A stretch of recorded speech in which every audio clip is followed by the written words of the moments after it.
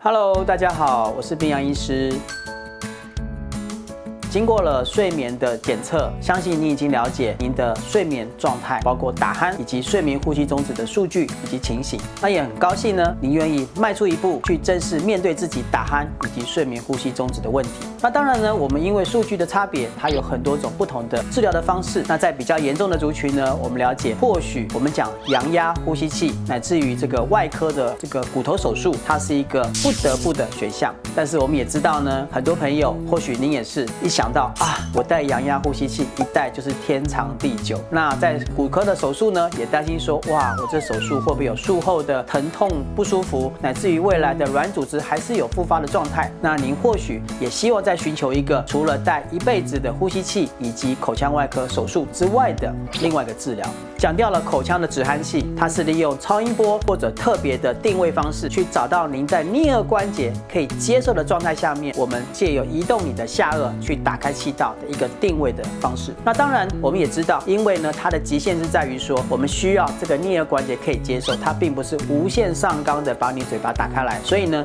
在这个状态下面，我们希望它在您的关节可以接受的情况下，达到减鼾的效果。但是呢，有些族群如果是牙周病的族群，或者严重缺牙，乃至于它本身有颞颌关节的病患，那因为这样的话，我们戴口腔的止鼾器本身或许稳定性的问题都会有状态。那另外呢，有一些是骨架后缩，导致于我们张口有可能反而会让气道缩小的这个族群，或许口腔止鼾器它就不是一个最好的选择。另外呢，如果是有磨牙的病患，虽然晚上您必须要戴咬合板去避免你晚上磨牙，但是呢，我觉得口腔止鼾器现在一个进阶的观念，就是它希望透过白天的口腔肌肉训练，来让我们这个白天因为肌肉训练各方面的习惯完整之后呢，它也可以降低晚上睡眠打鼾的效果。所以呢，磨牙的族群它会变成一个口腔肌肉训练器。随着高龄化社会的到来呢，我们常常会听到一个名字叫做肌少症。那提醒长辈呢，我们要多运动，要保持这个肌肉的量。其实呢，有另外名词呢，各位你也会慢慢越来越常听到，就是叫口腔肌少症。那怎么看呢？譬如说，很多年轻的族群呢，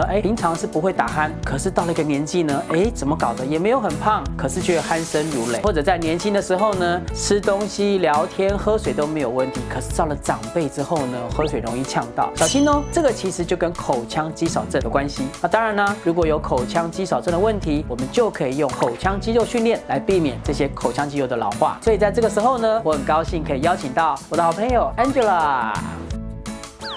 来跟各位做个最好的示范哈。我先跟各位分享说，我们如果把我们的口腔想成一个盒子哈，那所以这个盒子呢，有所谓的前面、后面、上面、下面跟侧面。那冰洋医师呢，第一个先各位分享所谓的前面，因为睡眠呼吸中止，它常常从打鼾开始。那打鼾呢，会从睡觉张口呼吸开始。如果说呢，我们要解决睡眠呼吸中止的问题呢，我们第一个，我们要先让自己确认晚上能够闭口睡觉。在刚开始的时候呢，我会帮您用这个透气的医疗胶带，或者止鼾外面坊间有卖的一些特别的胶带，我们先确定试试看，晚上睡觉的时候胶带贴着能不能睡着。当然，如果说可以睡着，或许在平常的这个口腔张开，或许是因为肌肉的力量不足，叫做口轮匝肌的不足。但是呢，有些族群如果贴了之后发现不能呼吸啊，或者是怎么贴哈，整个嘴巴发麻酸软哈，有可能耳鼻喉科的问题啊，或者是口腔的龅牙。这时候我们就必须先解决根本的问题。我们现在假设呢，胶带贴了是可以闭口睡觉，但是平常呢，我们嘴巴是打开的，代表呢，我们这个嘴巴口轮匝肌、橡皮筋收紧带是比较松软的。我们现在会请 Angela 去示范一个很可爱的动作，叫做鼓气憋嘴。我们就是把嘴巴鼓起来，对，让我们的嘴巴充气，看你这个有没有漏气。这个时候呢，我们就在训练我们的口轮匝肌，我们嘴唇旁边的松紧带。那第二个动作呢，我们可以去做呜的动作，它也在训练我们的口轮匝肌。平常呢，一次我做个10秒，那我们早午晚我们各做个10回，去慢慢训练我们的口轮匝肌，让我们平常呢这个嘴唇肌肉够，比较不会晚上睡觉的时候就是因为肌肉无力就打开来。那接下来呢，我们去看口腔盒子的后面，咽头后面的上呼吸道的肌肉。其实呢，我们的舌头的舌根是连到咽喉的上呼吸道的肌肉。这个时候呢，我们可以做一个抵抗重力的作用，叫做舌尖顶汤匙，就用汤匙从上往下，从前往后去顶着舌尖，有点像是一个重力的对抗，会训练我们这个舌根后面发力，让我们的这个咽头后壁的上呼吸道的肌肉肉跟着被活化。接下来呢，我们看我们这个口腔盒子的上面，那我们主要呢要训练我们的软腭的部分。那我们可以去看哦，当我们去做啊或者哈的动作的时候，你会注意到其实你的软腭呢不自觉就是往上提，所以呢我们可以去做哈或者啊。当然我们不需要发声音，你的口腔习惯那个张力，譬如说你停顿个10秒，深呼吸一下，然后再停顿个10秒，深呼吸一下，让你的这个软腭肌肉它可以慢慢借由这个重力的刺激去训练我们的软腭。再来呢，我们要训练我们的口底。那我们的口底的这个肌肉呢，我们下面其实有一个叫舌骨，还有所谓的舌骨上肌跟舌骨下肌，它简称这个口底肌。那这个口底的肌群呢，在无力的人呢，常常会有一个我们叫做鹈鹕下巴哈，或者送子鸟的下巴，或者是明显的双下巴。那这样的族群呢，我们会发现，因为这个肌肉它主要是掌管我们的吞咽的动作，还有我们舌头的用力的程度。如果说口底肌肉比较没有力的族群呢，特别像长辈的族群，它就比较会有这个吞咽不小心呛到的问题。乃至于有些人他如果口底比较没有力哈，你会发现他的舌头啊就是软趴趴哈，习惯塌在我们的口底。那所以呢，我们去刺激这个动作的时候呢，我们可以做一个叫做舌尖冲浪板，就是我们把舌尖吐出来，想办法顶着鼻子哈。当然我知道这个是不可能啦，顶到是天赋异禀。但是呢，我们在往上顶舌尖的时候，其实各位会看你的口底肌哦，它真的就会被上拉。其实如果这个运动做得好的话，自己的双下巴也会变得比较小。接下来呢，有另外一个动作，或许可以示范，就是我们可以用一个弹性的球，就是利用这个下巴跟脖子去，它在训练我们的口底肌哈，去让这个口底肌比较紧实。其实对于我们的一些吞咽的动作啦，或者是我们舌头的力量哈，本身都会有帮助。再来就是两侧一样是可以做鼓嘴的动作，我们用舌尖在侧面画圈圈，慢慢画啊，每一圈大概10秒到20秒。那我们正面画5圈之后，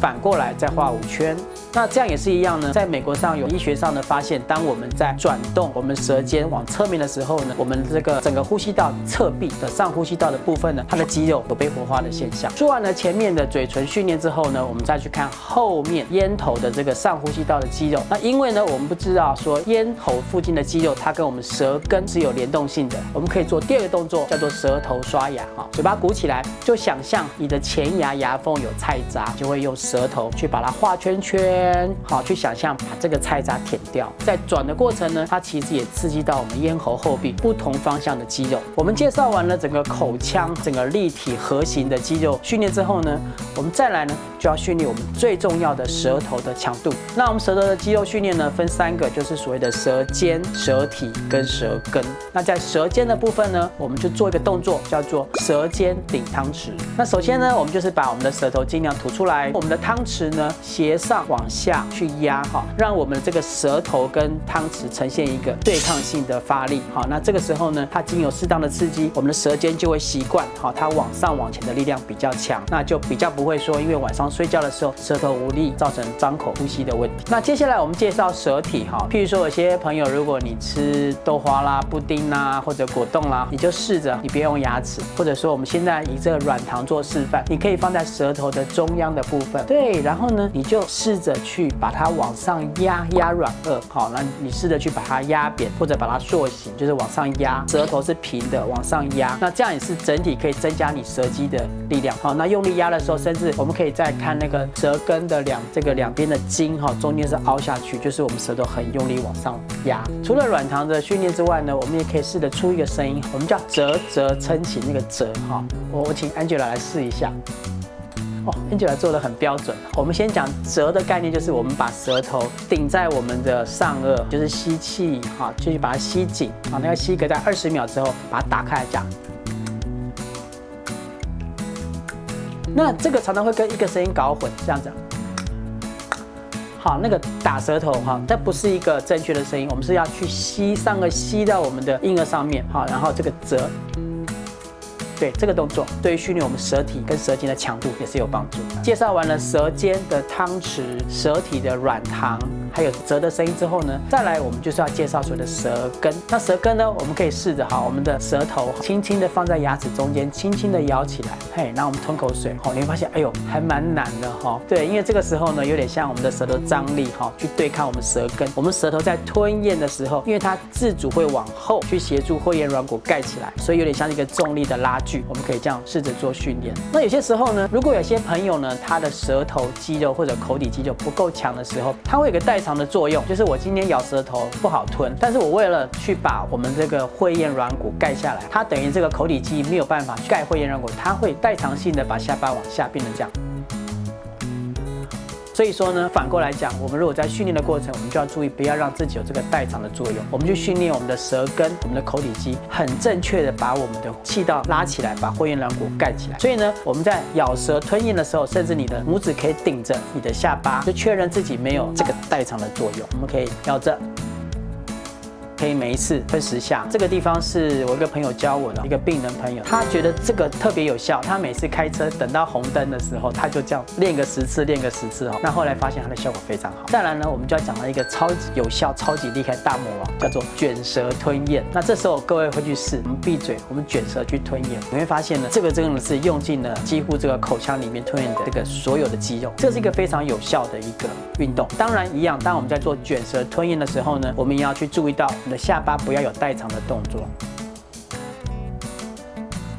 每一次呢做10次，那我们可以早上做1次，下午做1次，晚上做1次，每一次就是我们反复做。那这样子的时候呢，我们的口底肌跟舌根的这肌肉都会被刺激到。各位刚刚做了这个口腔里面有装置的这个闭口的所有的肌肉训练，会不会觉得已经有点难度了呢？